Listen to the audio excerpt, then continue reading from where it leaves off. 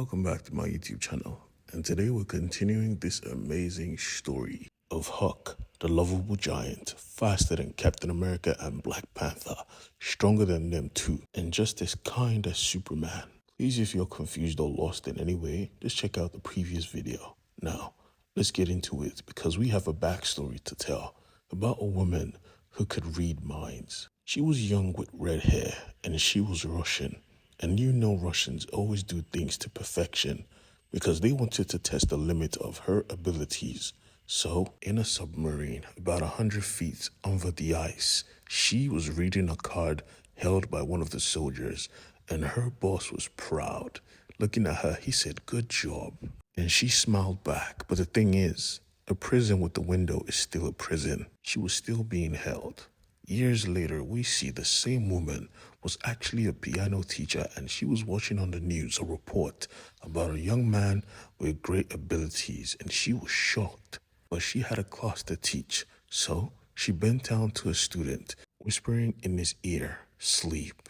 And as he slept, she knew she had to make a move, because right now, Huck was currently being pressured by everyone around him. The old lady and the other mothers had come to his house to protect him from the reporters, but he couldn't move. He trusted someone he shouldn't have, and now he was facing the consequences of just helping. Even the mothers were pissed off. They wanted to hurt that girl, but right now they had to focus on protecting Huck because he was surrounded. But Huck was still Huck. Looking out the window, he saw a mother and her children holding up a sign, crying. He couldn't stay in here. He had to help. The old ladies tried to tell him to stop, but Huck was still Huck. He just steps outside and nicely and politely tells all the reporters to make way. As he steps up to the mother and her children, he simply asked, "How can I help?" And she made it clear. Her husband has been missing and she has 2 kids she has had to raise all by herself. She needs help, but not just her. 2 parents were looking for their daughter. A sister was looking for her brother, and a boy was looking for his puppy. Huck simply wrote everything down and just went on his merry way, promising to do his best to find everyone that was missing. The reporters asked him, is that his ability? And he made it clear that, yeah, it is. I'm good at finding things. They asked again, how are you sure these people are alive? And he said, I just hope they are. And he just walked away as an army of reporters followed him. The town had to watch as their local hero had to face the spotlight he didn't want.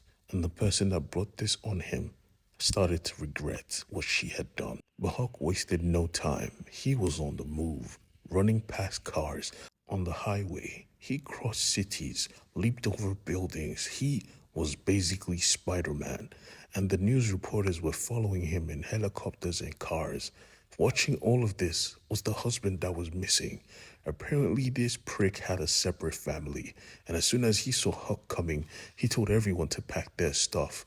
His wife was like, "Why?" And he said, "No questions, woman, pack your stuff." But it was too late. Huck had arrived, and he wasn't alone. He brought everyone. It was quite the situation because he was not slick. With the husband tracked, he went to track the brother, and the brother was in Afghanistan. He was kidnapped, and because nobody could afford the ransom, he was about to be chopped up right there and then, and they promised to make it quick. But Huck would not allow it. He stopped the truck in the middle of the road, picking it up and raising it above his head, making sure to discombobulate the soldiers. And as the brother was inside the car, you would think he would be messed up too, right? Nah. Huck was quick enough to pick him out the car and cradle him gently like a little baby. He made sure to check on the soldiers, and when he was sure they were alive, he said, "Okay, let's go." He saw a truck pulling up, and he knew that truck would take us to safety. The brother was like, "How?" And he said, "Don't worry about it." Things always just work out for him. But the thing is, he had enemies he didn't even know existed, because somewhere, somehow, someone had discovered his existence, good and bad. Because we discover at a bar, someone saw Huck on screen, and he knew, hey, that's my brother. But I digress. Huck still had 2 more requests. He had tracked the daughter to a street that was very unkept. Matter of fact, this was the ghetto. A young boy even told him, "Bro, don't go in there. You will get shot." But he didn't care. He simply walked with confidence, tracking down this young girl who had apparently almost overdosed on the street. He tried to talk to her, tried calling her name, but she was unresponsive. So he picked her up and tried to take her to safety when some goons pulled up and said, "Put her down. That's my girlfriend." Huck said no, she needs medical attention, but the guy wasn't listening. Matter of fact, he wanted to fight. He felt like a big man with a big gun. But Huck was not even fazed. He simply kicked all of them out of the building and walked out, carrying the girl to safety to her parents. This is what he does. And finally, he literally broke a mountain apart just to find a freaking dog. How can you not love this guy? How can you not? When he was done, he simply put out his notebook and crossed out all the requests from his list. The following week, he had helped a lot of people, and the city was throwing a party for him. But something was weird. All the mothers in town were happy for him, but it was so weird that they were not invited to the party. It soon became apparent that the government was trying to use Huck, and the mothers did not like it. They didn't like it at all.